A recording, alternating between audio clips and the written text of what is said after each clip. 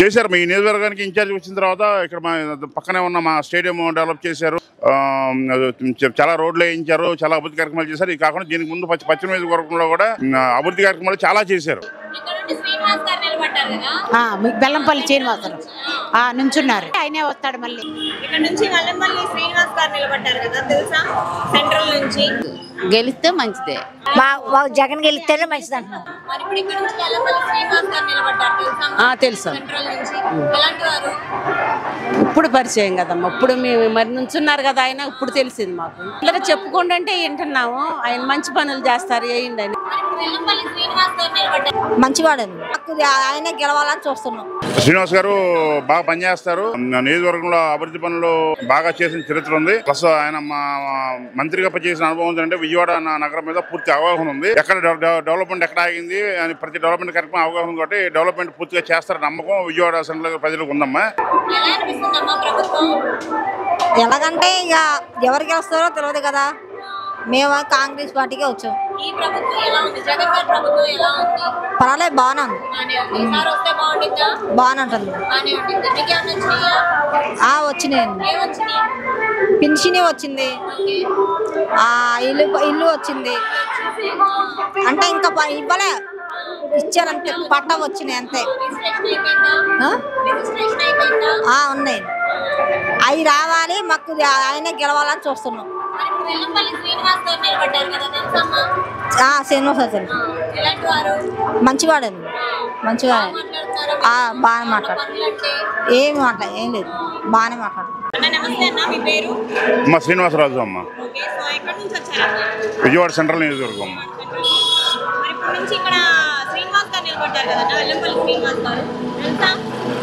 శ్రీనివాస్ గారు బాగా పనిచేస్తారు. నియోజకవర్గంలో అభివృద్ధి పనులు బాగా చేసిన చరిత్ర ఉంది. ప్లస్ ఆయన మంత్రిగా చేసిన అనుభవం ఉందంటే విజయవాడ నగరం మీద పూర్తి అవగాహన ఉంది. ఎక్కడ డెవలప్మెంట్ ఎక్కడ ఆగింది అని ప్రతి డెవలప్మెంట్ కార్యక్రమం అవగాహన కాబట్టి డెవలప్మెంట్ పూర్తిగా చేస్తారని నమ్మకం విజయవాడ సెంట్రల్ ప్రజలకు ఉందమ్మా.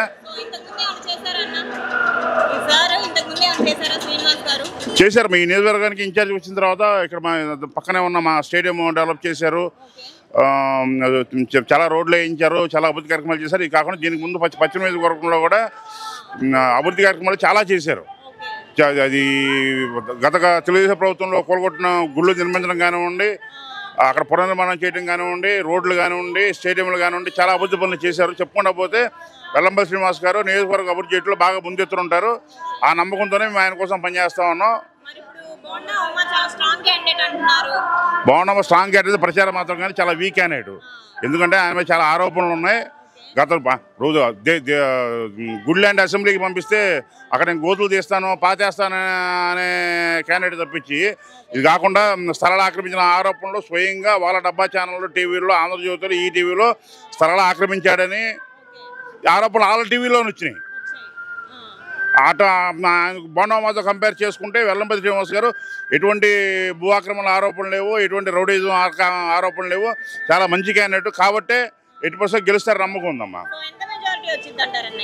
ఖచ్చితంగా 25,000 పైన మెజారిటీ వస్తుంది. ఒక్క ఓటు కూడా తక్కువ కాదమ్మా, పైన వస్తుంది. పైన ఎంత అనేది లెక్కేసుకోవాల్సిన పరిస్థితి ఉంది. మేము జనాల ఫ్రెండ్స్ నాలు అడిగినా సరే ఈయన పర్సనల్గా తీసుకుంటే బోండమ్మ కంటే వెల్లంపల్లి శ్రీనివాసరావు మంచివాడు అనే నానుడి జనాలు మాకు అనిపిస్తుంది. కాబట్టి 100% ఎక్కువ చాలా బాగా రిసీవ్ చేసుకుంటున్నారు. ఇక్కడ మళ్ళీ ఇంకో విషయం చెప్పాలంటే వెల్లంపల్లి శ్రీనివాస్ గారి ఇమేజ్ దానికంటే కూడా జగన్ గారి ఇమేజ్ గ్రౌండ్ లెవెల్లో సంక్షేమ పథకాలు అందుకుంటున్న వాయిస్ రెస్పాన్స్ చాలా బాగుంది. జగన్ అయితే బాగుండు మళ్ళీ. కాబట్టి వెల్లంపల్లి శ్రీనివాస్ గారు ఓటేస్తాం, గెలిపిస్తున్నాం అని చెప్పి ఓపెన్గా చెప్తున్నారు. స్ట్రాంగ్ క్యాండిడేట్ అనేది మీ మీడియా పరంగా మీ ఒపీనియన్ కానీ స్ట్రాంగ్ క్యాండిడేట్ చాలా వీక్ క్యాండిడేట్ ఇప్పుడున్న కండిషన్స్లో.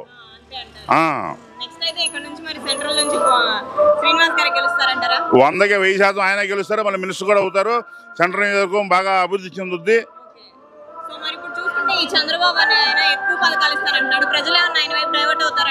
అవకాశం ఉండదమ్మా. ఇలా జనం సోషల్ మీడియా వచ్చిన తర్వాత ప్రతి ఒక్కరికి లెక్క ఉంటుంది. ఇప్పుడు మీరున్నారు, నాకు ఆదాయం ఎంత వస్తుంది, నువ్వు ఎంత కష్టపడతావు, నీకు అవగాహన ఉంటుంది. రాష్ట్రం ఆదాయం ఎంత ఉంది, ఎంత ఖర్చు అవుతుంది అనే అవగాహన ప్రతి ఒక్కరికి ఉంది. ఇప్పుడు జగన్ గారు సంక్షేమ పథకాలకే 75,000 కోట్లు ఖర్చు పెడుతుంటే చంద్రబాబు ఇచ్చే సంక్షేమ పథకాలకి 150,000 కోట్లు ఖర్చు పెట్టాలి. ఇది సాధ్యమయ్యే పనే కాదు. గతంలో చంద్రబాబు ఏదైతే హామీలు ఇచ్చి అబద్ధాల హామీలు అధికారంలోకి వచ్చాడో మళ్ళీ అదే ప్రయత్నం చేస్తున్నాడు. కాబట్టి ఆయన ఆచరణ సాధ్యం కాదని జనాలకు ఐడియా ఉంది. నమ్మే పరిస్థితులు లేరు. చూశారు కదా పోయినసారి మహిళలందరూ డాక్టర్ రుణమాఫీ చేస్తున్నారు, చేయలేదు. రైతు రుణమాఫీ చేయలేదు. బంగారం ఎవరు తీసుకురాదు, బంగారం రుణాలు డబ్బులు కట్టదు, బాబు వస్తే ఇడిపిస్తానని చెప్పన్నాడు. జాబ్ వస్తే బాబు వస్తాడు. బాబు వస్తే జాబులు పోయిన తప్పితే పుట్టిన జాబులు లేవు. ఇవాళ జగన్మోహన్ రెడ్డి వచ్చిన తర్వాత లక్షల్లో జాబులు వచ్చినాయి. సచివాలయం కానీ గవర్నమెంట్ ఎంప్లాయీస్ కానీ మెడికల్ రంగంలో కానీ సంపూర్ణంగా జాబులు చాలా క్రియేట్ చేశాడు. బాబు వస్తే జరుగుద్ది అనే గ్యారంటీ ఇది ఒక్కడు కూడా లేదు. జగన్ ఉంటే ఇది జరుగుతుంది గ్యారంటీ ఉంది. 100కే 1000% జగనే సీఎం. దీంట్లో మార్పే ఉండదు. రాసి పెట్టుకోండి. బాగుంది జగన్ది.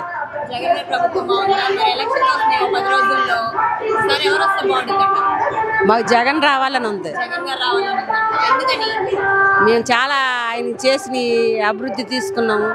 ఆయన చేసిన మరి రుణమాఫీలు కానీ చేయూత కానీ అవన్నీ మేము తీసుకున్నాము.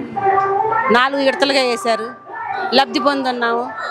మళ్ళీ వస్తే ప్రభుత్వం మరి మాకు మంచి మేలు జరిగిద్దని మేము కోరుకుంటున్నాం. జగన్ గారు రావాలని. తెలుసా, ఇప్పుడు పరిచయం కదమ్మా. ఇప్పుడు మేము మరి నుంచున్నారు కదా ఆయన, ఇప్పుడు తెలిసింది మాకు. ఆయన నాకు తెలీదు.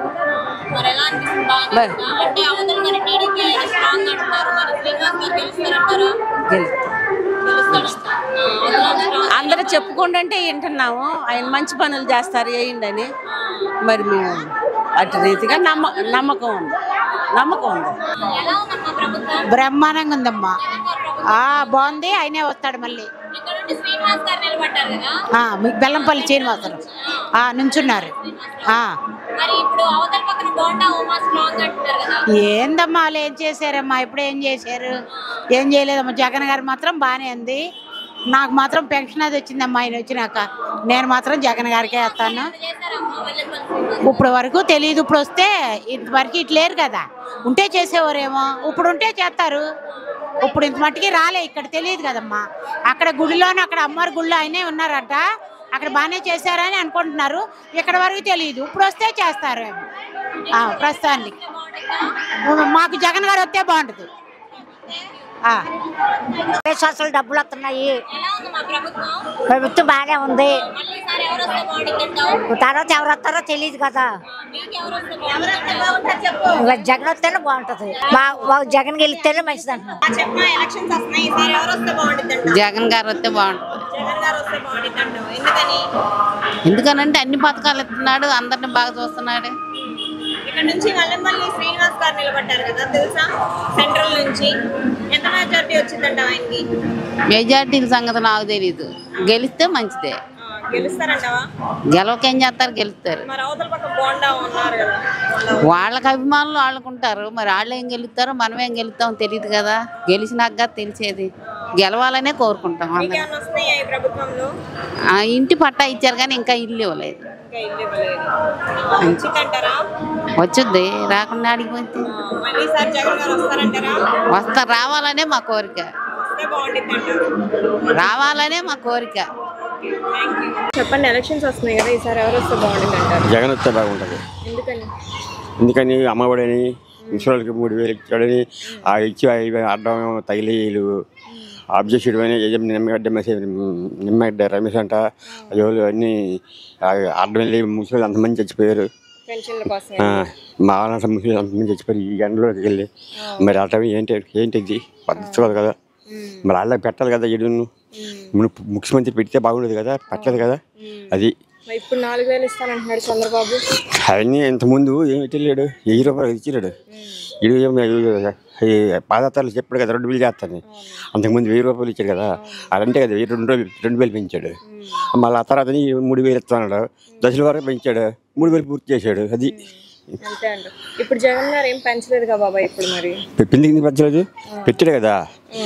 పెట్టాడమ్మా, చూపించాడు కదా ఈ పథకాలు. అంటే ముసలికి 3,500 ఇస్తాం అన్నాడు. 250 200 దశల వరకు ఇస్తాను అన్నాడు.